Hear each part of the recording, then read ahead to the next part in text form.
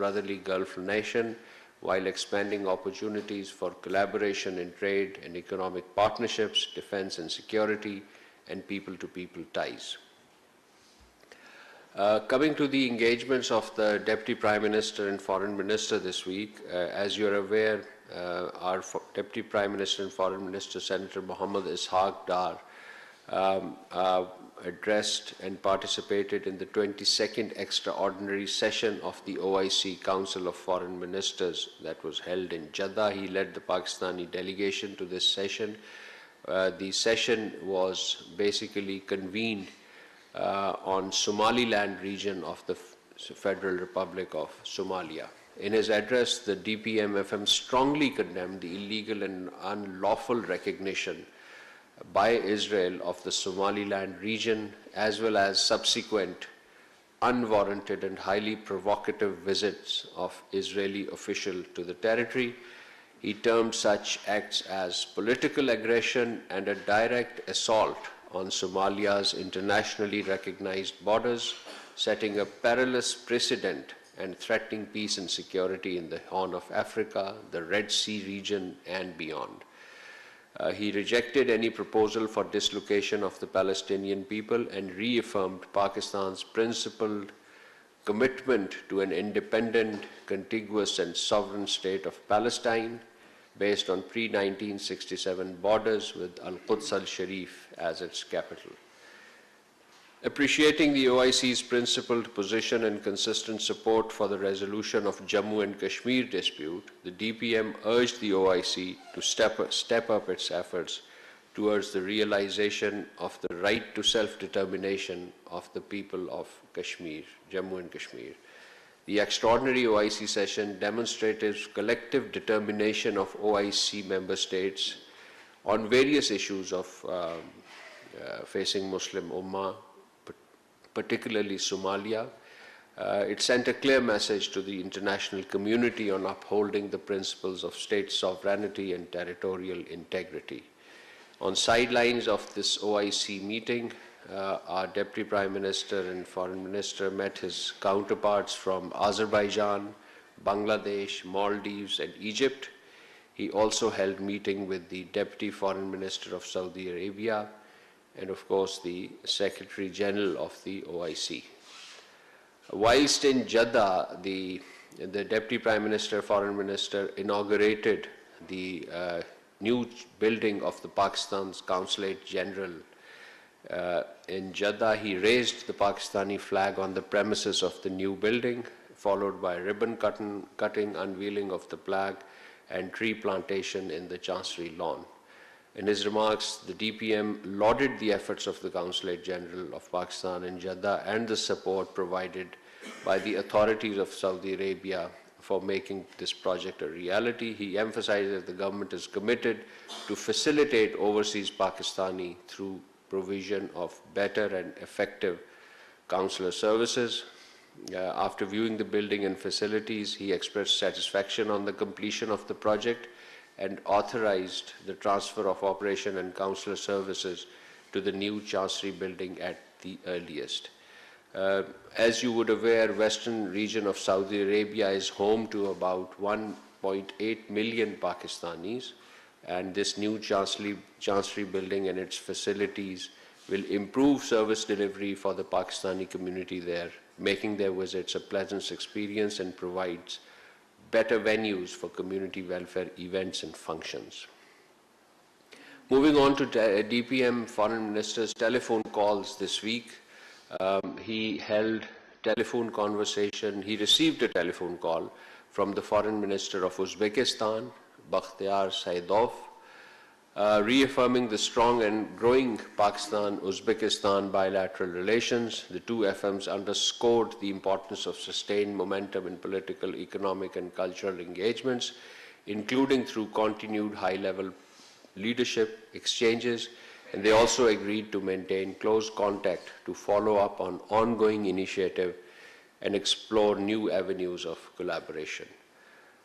Our Deputy Prime Minister, Foreign Minister also spoke with the Foreign Minister of Iran, Sayyid Abbas Araghchi, and discussed current developments in Iran. He reaffirmed the importance of sustained dialogue and engagement, and both sides agreed to continue to maintain close contacts. The Deputy Prime Minister, Foreign Minister, then held a telephone conversation with the Myanmar Foreign Minister, U Than Soe. Both leaders underscored the importance of resolving regional issues through peaceful dialogue and agreed to remain in close and constructive engagement on matters of mutual interests. The Deputy Prime Minister, Foreign Minister spoke with the Minister for Investment, Rossan Roiselani, Minister for Investment and Downstream Industry and Chief Executive Office of Indonesian Sovereign Wealth Fund. Danantara is the name for that sovereign wealth fund. The discussions focused on strengthening economic and investment partnerships between Pakistan and Indonesia, and both sides reviewed potential avenues for investment collaboration and mutually beneficial projects. So with this, I come to the end of my opening remarks, and now I open the floor for question answers. Ji Zishan. Thank you spokesperson. Iran से मुतल्लिक मेरा सवाल है कि Iran में मौजूदा हालात के पेश नज़र उन्होंने जो रेट्स है वो भी बंद कर दिए, लेकिन उसके बावजूद जो अमेरिका है वो मुसलसल धमकियां दे रहा है। तो इस पर अगर पाकिस्तान की पोजीशन वाज़ेह करे, ऐसा लग रहा है कि अमेरिका एक मरतबा फिर इस खित्ते में जो है वो कोई मिलिटेंसी करना चाहता है या अटैक करना चाहता है, तो इस पर अगर पाकिस्तान की पोजीशन वाज़ेह करे। Thank you. So let me answer, we'll come back to Pakistan is closely following the developments related to the situation in Iran. We attach great importance to Iran, both as a neighboring country and as an important player of international community and an important member of global fraternity. Pakistan hopes that peace and stability will prevail, and we reaffirm our support for all efforts aimed at peaceful resolution of the situation. As a neighbor, friend, and brotherly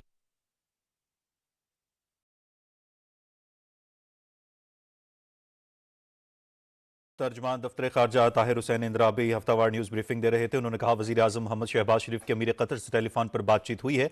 नायब वज़ीर आज़म ने Israel की सियासी जाहरियत की मजम्मत की है। उन्होंने कहा कि सोमालिया की खुदमुख्तारी पर हमला नाकाबिल कबूल है। नायब वज़ीर आज़म ने सऊदी अरब की जानिब से ताउन पर कदरवानी का इजहार किया। protests in Iran were triggered by economic difficulties faced by ordinary citizens, which have been further exacerbated, compounded by international sanctions.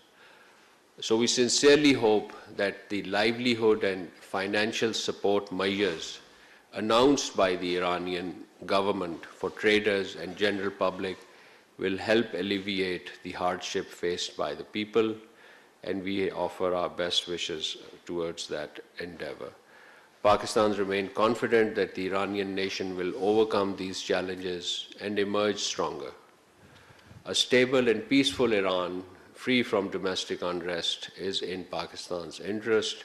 We have full confidence in the wisdom of the Iranian people and the leadership, a wisdom rooted in their rich culture, ancient civilization, history, and resilience to address all the challenges confronting them. And just a subtext to this, let me add that you may recall that we had issued a press release on a travel advisory. So we would reiterate that our citizens who are considering to travel their plans may consider so with keeping in mind that advisory and extreme caution to ensure their safety, security. And in this regard, the travel advisory and the context number that we gave would be referred. Our embassy in Tehran, Ambassador Mudassar Tipu, and his team are working diligently to ensure that Pakistanis in Iran are well looked after. Thank you.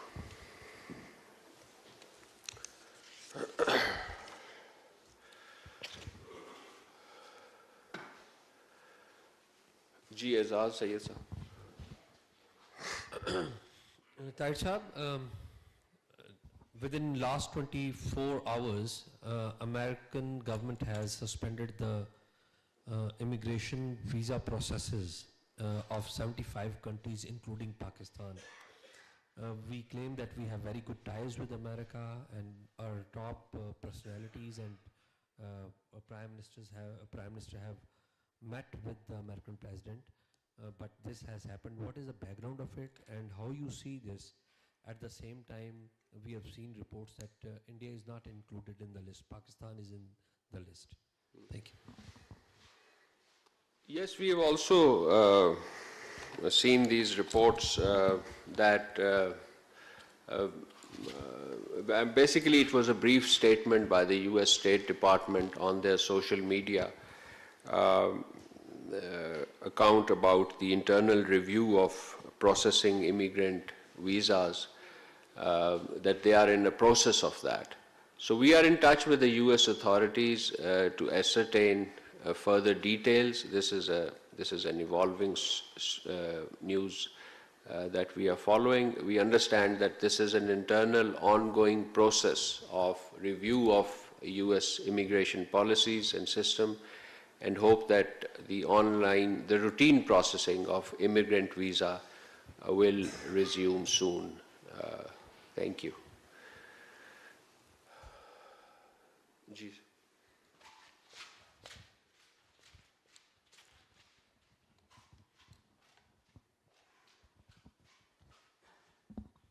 Thank you, sir. This is Hussain Raza from Pakistan Television. Sir, how does Pakistan view a conviction of Asia Andrabi Sahiba and her associates by a Delhi court in Sham trials? Yes, we have seen these news about the conviction. We strongly condemn the conviction of prominent Kashmiri political leaders, political activist Sayyida Asia Andrabi Sahiba, along with her two associates, Fahmida Sufi Sahiba and Nahida Nasreen Sahiba. This was by a Delhi court in yet another fabricated case and after sham trials. This conviction underscores the continued misuse of draconian laws to silence legitimate political voices in the Indian illegally occupied Jammu and Kashmir.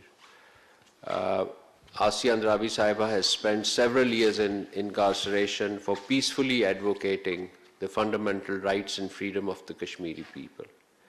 Her conviction reflects a broader pattern of reprisals, intimidation and coercion faced by the genuine Kashmiri leadership. Similarly, the conviction of Fahmida Sufi Sahiba and Nahida Nasreen Sahiba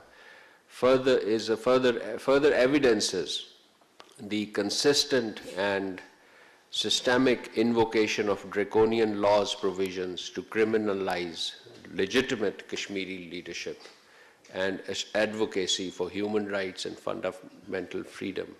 And the manifest object of this persecution is the entrenching and perpetuation of Indian illegal occupation of Jammu and Kashmir. The targeting of Kashmiri women leaders is particularly deplorable, as they have endured prolonged detention for peaceful political expression. So 8 years imprisonment, Asia Andrabi Sahiba has languished more than 8 years in prison. So this treatment serves as a stark reminder of the suffering of the population subjected to systemic repression while asserting their inalienable right to self-determination. Pakistan remains steadfast in its diplomatic, political and moral support for the Kashmiri people and their just struggle for the realization of their inalienable right to self-determination, as enshrined in numerous United Nations resolutions. Yes, thank you. Ji, Anas. Thank you so much, Spokesperson. A couple of questions. Firstly, the Indian Army Chief has recently made a public statement that appears to escalate the rhetoric and reinforce a confrontational posture towards Pakistan. How does the Foreign Office or Pakistan view these remarks in context of regional stability? And does Pakistan see them as a mere political tool or a reflection of India's actual military intent? That's number one. Number two, we've recently seen that engagements with Myanmar, you've mentioned that in your opening statement as well. This is a new set of engagement that Pakistan and Myanmar are holding, because there had not been any contact at ministerial level for about 2 years. When you say that emphasis has been on conflict resolution in the region, can you please elaborate that? And should this engagement in Myanmar be seen in context of the second phase of the elections held there very recently? Thank you. On your first question, Pakistan, of course, strongly rejects the baseless allegation by Indian Army Chief regarding the presence of so-called terrorist camps. Our unparalleled sacrifices in blood and treasure for combating terrorism are internationally acknowledged, recognized, and we continue to contribute to peace not only in the region and beyond. The continued, I should say, cliched and habitual and somewhat delusional